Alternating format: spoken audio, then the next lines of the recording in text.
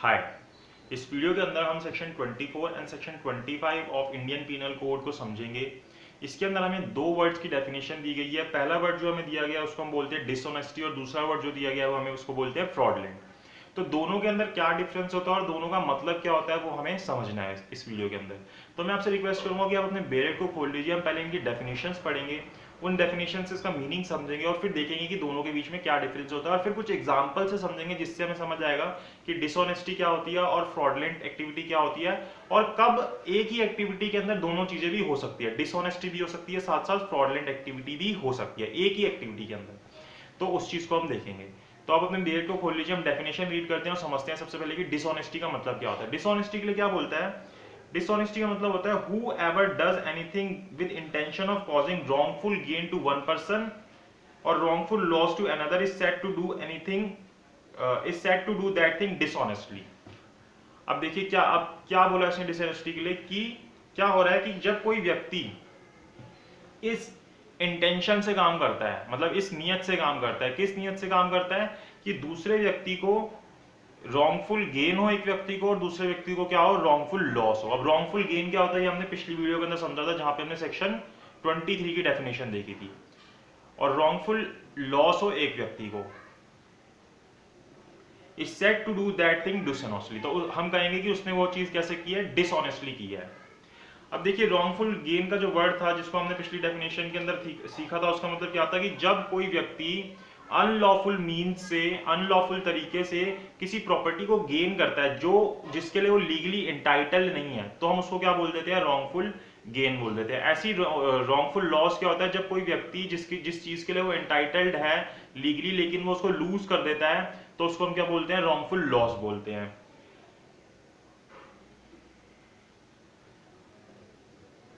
तो एक तरीके से अब डिसऑनेस्टी के अंदर क्या है, हमें क्या समझ आता है कि प्रॉपर्टी इन्वॉल्व है, कि जब भी प्रॉपर्टी के साथ कोई रॉन्गफुल लॉस या फिर रॉन्गफुल गेन होता है और वो इस इंटेंशन से होता है कि हम किसी व्यक्ति के साथ अनलॉफुल तरीके से करते हैं, तो उसको हम डिसऑनेस्टी बोल देते हैं। अब डिसऑनेस्टी जो है वो अनलॉफुल मीन से हो रहा है, इसका मतलब जरूरी ये नहीं है कि उसके अंदर डिसाइड हो। मतलब डिसाइड का मतलब ये होता है कि जब हम किसी व्यक्ति को वो चीज दर्शाते हैं जो चीज असलियत में नहीं होती। मतलब उसके अंदर दो चीजें होती हैं, तो मिस रिप्रेजेंटेशन होती है, कंसीलमेंट होती है। मिस रिप्रेजेंटेशन में क्या होता है कि जो चीज जैसी है हम उसको वैसा मतलब कि जो चीज है नहीं उसको वैसा दर्शा रहे हैं। और कंसीलमेंट में क्या होता है कि हम जो चीज है उसको छुपा रहे हैं। तो दो चीजें होती है, मिस रिप्रेजेंटेशन और कंसीलमेंट। डिसाइड के अंदर दोनों में से एक चीज भी हो सकती है और दोनों चीजें भी हो सकती है। मिस रिप्रेजेंटेशन भी हो सकती है, कंसीलमेंट भी हो सकती है और दोनों भी हो सकता है। तो अब जब हम डिसऑनेस्टी करते हैं तो वो अनलॉफुल मीन्स के तरीके से होती है, लेकिन वो जो अनलॉफुल मीन्स है वो जरूरी नहीं है कि वो डिसेप्शन हो उसके अंदर, जरूरी नहीं है ऐसा। तो इसी को हम डिसऑनेस्टी बोलते हैं। अभी हम इसका एक एग्जांपल समझेंगे, उससे हमें समझ आ जाएगा कि डिसेप्शन क्या होता है।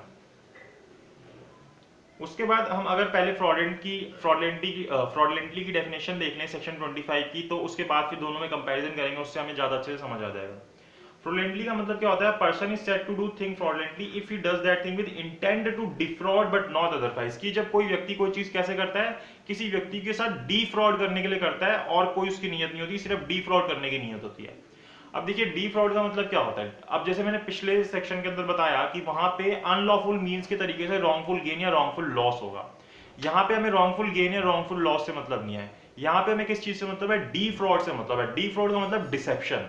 यहाँ पे डिसेप्शन जरूर होगी।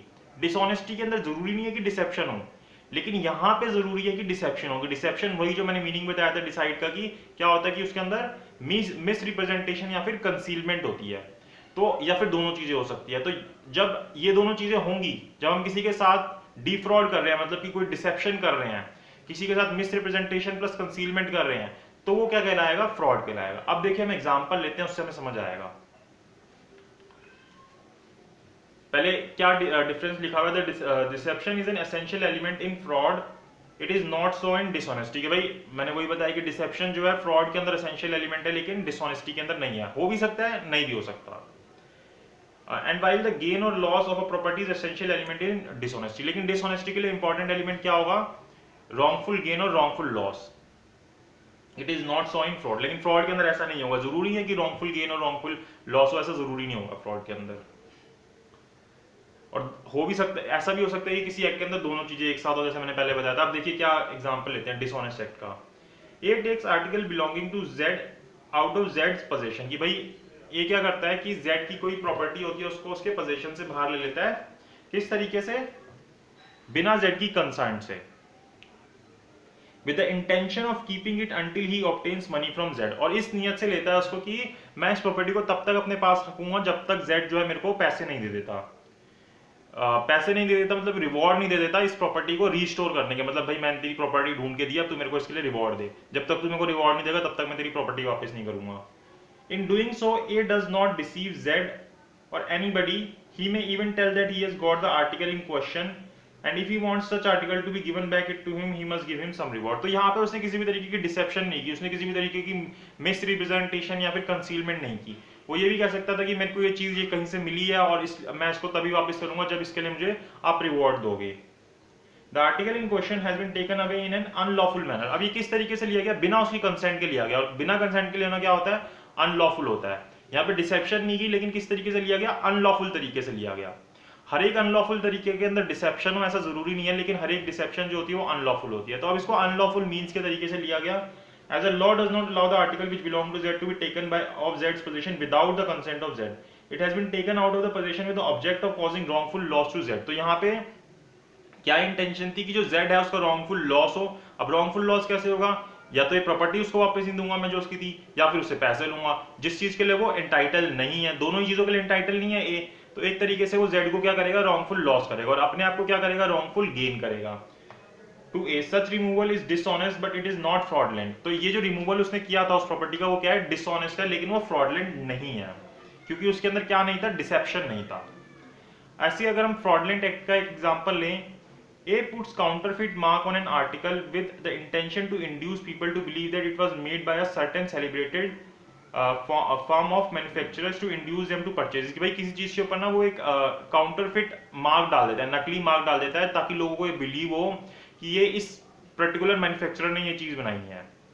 किसी फेमस मैन्युफैक्चरर का उसके ऊपर मार्क डाल देता है, और ताकि लोगों को ये बिलीव हो कि ये किसी फेमस मैन्युफैक्चरर ने चीज बनाई है। तो यहाँ पे वो क्या कर रहा है, डिसेप्शन कर रहा है। डिसेप्शन कैसे कर रहा है, क्योंकि उसके अंदर वो मिस रिप्रेजेंटेशन और कंसीलमेंट कर रहा है।